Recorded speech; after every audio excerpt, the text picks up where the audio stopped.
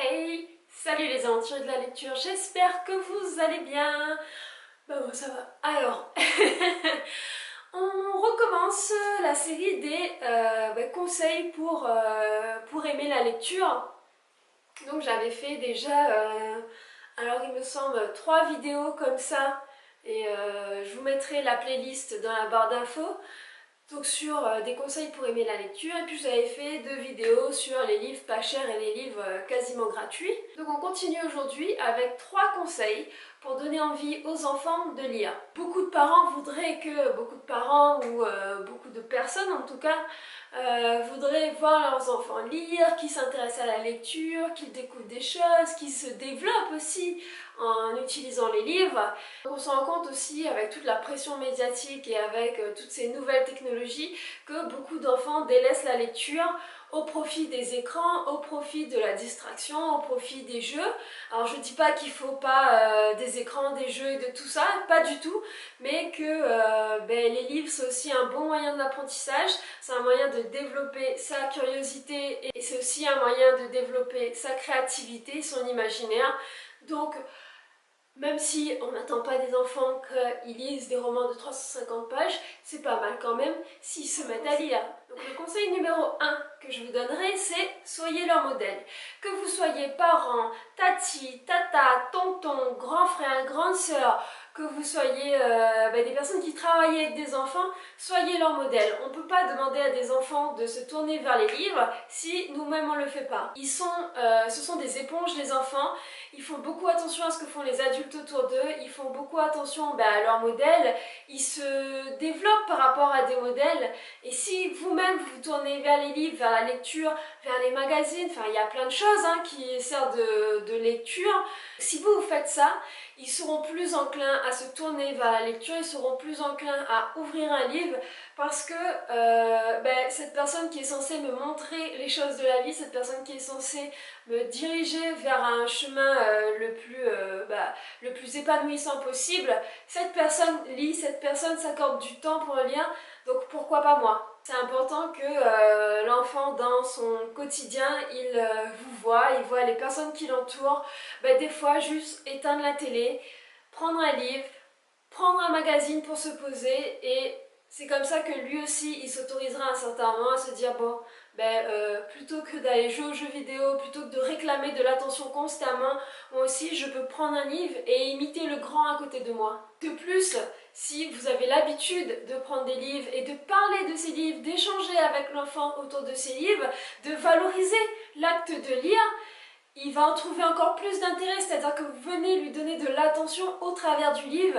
Et ça, quoi de mieux pour un enfant, c'est d'avoir de l'attention du grand, de l'attention de la personne adulte, mais en plus de valoriser une activité qu'il a faite, une activité que vous avez faite ensemble, que vous avez fait ensemble aussi.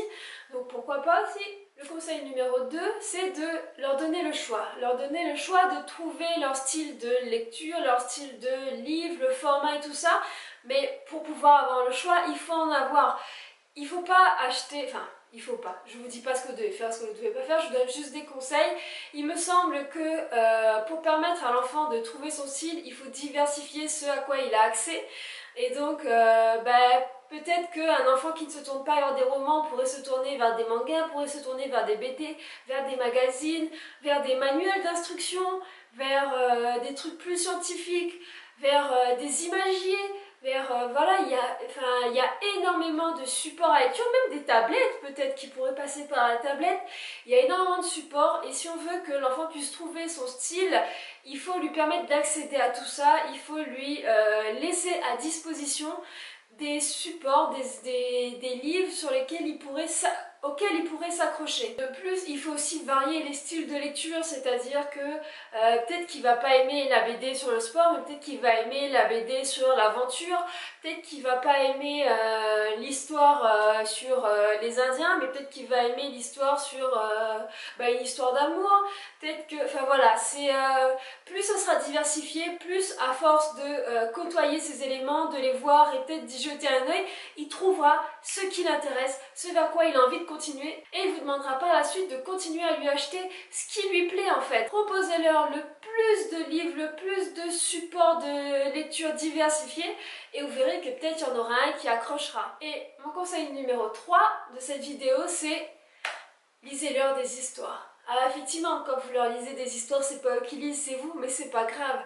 Le but, c'est de s'imprégner de l'histoire, c'est de découvrir que dans l'histoire, il peut se passer toute une magie, qu'on peut se laisser emporter, et que ce début de lecture d'histoire, pour lui, va l'amener peut-être un jour à être autonome là-dedans, à se procurer lui-même ce plaisir, et donc avoir envie de se tourner vers les livres.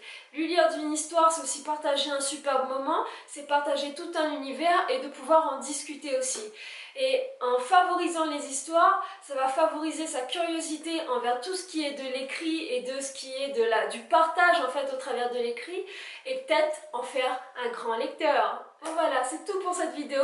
Alors mon but au travers de ces 3 conseils, c'est si on donne envie aux enfants de lire, on en fera des adultes qui lisent, on en fera des adultes ouverts sur beaucoup de sujets, qui auront envie de se cultiver eux-mêmes de manière très active.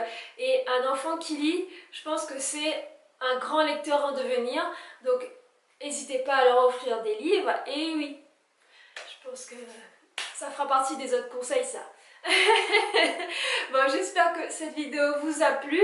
Dites-moi en commentaire quels sont vos tips pour faire lire les enfants, ce que vous avez comme idée. Et puis, à ciao, bye les amis!